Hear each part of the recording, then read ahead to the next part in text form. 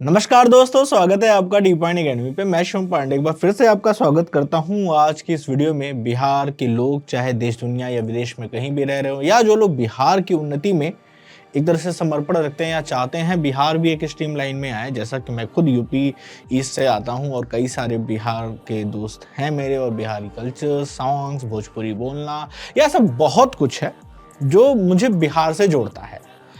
अब जैसा कि आप सभी को पता है कि बिहार में फिलहाल में डबल इंजन की सरकार है और बिहार की प्रोग्रेस रिपोर्ट को लेके कई वीडियोस बन चुके हैं। जैसा कि मैंने आपको अभी जस्ट बना के दिया था एक, जो सबसे ज़्यादा पॉपुलर हुआ, आप लोग का बहुत प्यार मिला, बिहार के one shot all express way.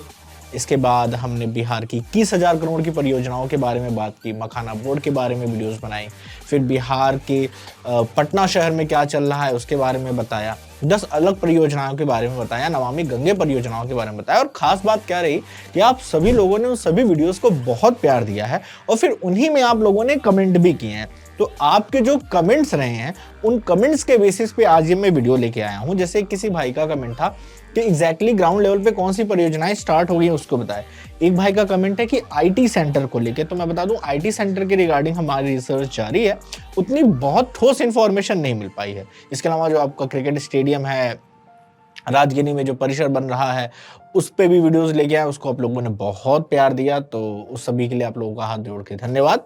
तो आज की वीडियो में, जैसे कि हमने एक पहला वीडियो बनाया था कि मोदी की गारंटी से बदलता बिहार पार्ट 1 में, जिसमें हमने 21,000 करोड़ की परियोजनाओं की बात की थी, आज हम 12,000 करोड़ की परियोजनाओं के बारे में बात करेंगे, जिसका शिलान्यास हो चुका है, हुए 3-4 महीना हो गया, मतलब ग्राउंड वर्क काम चालू हो चुका है। जैसा कि मैं वीडियो में हमेशा कहता हूं कि आपका कमेंट बताता है कि ये जो काम है, अगर आप उस जगह से बिलोंग करते हो और ये वीडियो अब तक पहुंची है, तो काम चालू हुआ या नहीं हुआ, ये आप अपडेट दें, क्योंकि कहीं ना कहीं बिहार के किसी भी कोने में ग्रोथ हो तो पूरे बिहार की और इंडिया की ग्रोथ है। एक चीज क्लियर है कि अगर विकसित भारत चाहिए तो आप बिहार को पीछे नहीं छोड़ सकते। कई लोग सोचते हैं कि इससे क्या होगा। यार सीधी बात है, अगर आपका पड़ोसी सही नहीं है तो आपका भी घर का माहौल सही नहीं रहेगा, उसके घर में झगड़ा होगा, उसके घर में भुखमरी है, उसके घर में समस्याएं हैं, तो आपकी भी जिंदगी हराम होती है।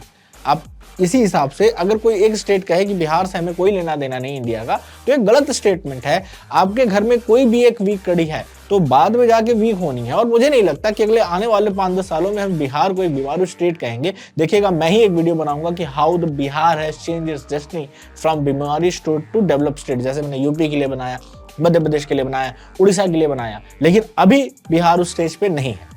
तो चलिए आज हम जानते हैं उन 12,000 करोड़ की परियोजनाओं के बारे में, और आपके कमेंट का मुझे हमेशा इंतजार रहेगा। वीडियो स्टार्ट हो रहा है मेन। अगर आप परियोजनाओं के बारे में जानना चाहते हैं तो 3 मिनट से आप ये कमेंट बॉक्स में मेंशन कर सकते हैं। बात करते हैं, सबसे पहले यहाँ पे हम जानेंगे कि मेडिकल क्षेत्रों में और इंफ्रास्ट्रक्चर के क्षेत्र में, रेलवे के क्षेत्रों में, अदर चीजों के बारे में बात करेंगे। सबसे पहले हम बात करेंगे दरभंगा एम्स की। जी हाँ, दरभंगा एम्स की बात करें तो बिहार का ये दूसरा एम्स होगा। दरभंगा एम्स की बात करें तो बिहार का दूसरा एम्स होगा, जिसका शिलान्यास ऑलरेडी हो चुका है। अब सोचिए कि दरभंगा एम्स के बनने से वहां के आसपास के इलाकों में, जैसे कि सीतामढ़ी, मुजफ्फरपुर, समस्तीपुर, मधुबनी, सुपौल, सहरसा, खगड़िया, माधेपुरा, पूर्णिया, कटिहार, अररिया, किशनगंज, इन सभी को कितना ज़्यादा फायदा होगा मेडिकल के टर्म में।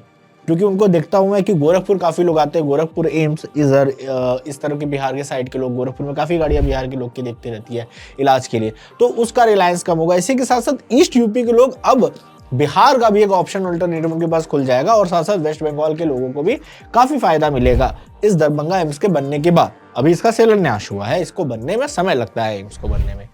इसके बाद हम बात करेंगे अगले प्रोजेक्ट की। तो अब हम बात करने वाले हैं यहाँ पे बहुत सारे छोटे मोटे हाईवेज और बाईपास की, तो उसकी लिस्ट के लिए आप तैयार हो जाइए। सबसे पहले बात करेंगे गलगलिया से अररिया खंड 4 लेन कॉरिडोर की। जी हाँ, इससे क्या होगा कि बिहार से सिलीगुड़ी वेस्ट बंगाल के और फिर उससे नॉर्थ ईस्ट के स्टेट्स में कनेक्टिविटी के लिए एक अल्टरनेट रूट मिल जाएगा, जिससे माल ढुलाई और लोगों की आवाजाही में तेजी आएगी, काफ़ी बचत होगी। अल्टरनेट रूट से आप ट्रैफिक समस्या से बच सकते हैं, तो ये बहुत कमाल की चीज़ है। इसके अलावा अगर मैं बात करूं तो बधुगंज से 240 मीटर का जो पुल है, और NH-19 सेमरिया एवं NH-322 विदुपुर में ROB का निर्माण हुआ है, जिससे क्या होगा कि नीचे से आप ट्रैफिक निकल जाएगा और ऊपर से ये ब्रिज जाता है, ओवर ब्रिज, तो इससे काफ़ी आसानी हो जाती है। तो ट्रैफिक की समस्या से निजात दिलाने के लिए इससे छपरा, बलिया और यूपी की कनेक्टिविटी में आसानी होगी, ट्रैफिक में लगने वाला समय बचेगा। इसके अलावा बात करें, बहुत सारे छोटे छोटे बाईपासेस बन रहे हैं, जिसमें हम बात करेंगे यहाँ पे तो रामनगर से रोसड़ा, मनिहारी से अहमदाबाद, और उसके बाद हाजीपुर से महनार और सरवन से चकई तक, और फिर कटिहार से वेस्ट बंगाल बॉर्डर तक 2 लेन के पेव शोर्ट्स, ये 5 हाईवेज बाईपास बन रहे हैं। तो ये पांचों के पांचों बाईपास आपको बहुत ज़्यादा रिलैक्स करने वाले हैं। इसके अलावा अगर आप देखें तो कटोरिया, पंजवारा, बांका, लखपुरा और रानीगंज में भी इस तरह के 2 लेन के बाईपास, पेव शोल्डर्स और थोड़े मोड़े 4 लेन्स के भी ये बनाए जा रहे हैं। तो इससे क्या होगा कि इन इलाकों की रीजनल कनेक्टिविटी कमाल की हो जाएगी, लोगों को एक अच्छे रोड्स कंस्ट्रक्शन मिलेंगे। तो इन सभी का भी शिलान्यास हो चुका है।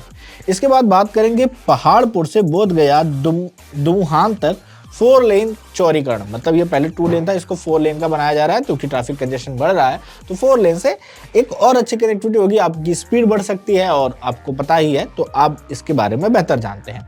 इसके अलावा अब बात करेंगे रेलवेज की। ये तो हो गई, हमने अभी मेडिकल सेक्टर की बात कर ली और छोटे मोटे, आज मैंने बोला ना रीजनल इलाकों की मैंने बात की है। इससे पहले मैं एक्सप्रेसवे की बात करता था, हाईवे की बात करता था, और मुझे लगा कि थोड़े रीजनल कनेक्टिविटी में एग्जैक्टली क्या चल रहा है, इसकी भी इंफॉर्मेशन अगर आप तक पहुंचाई जा सके। हालांकि आसान काम नहीं है to find out the regional connectivity, क्योंकि मैं उन रीजन्स को जानता नहीं हूँ।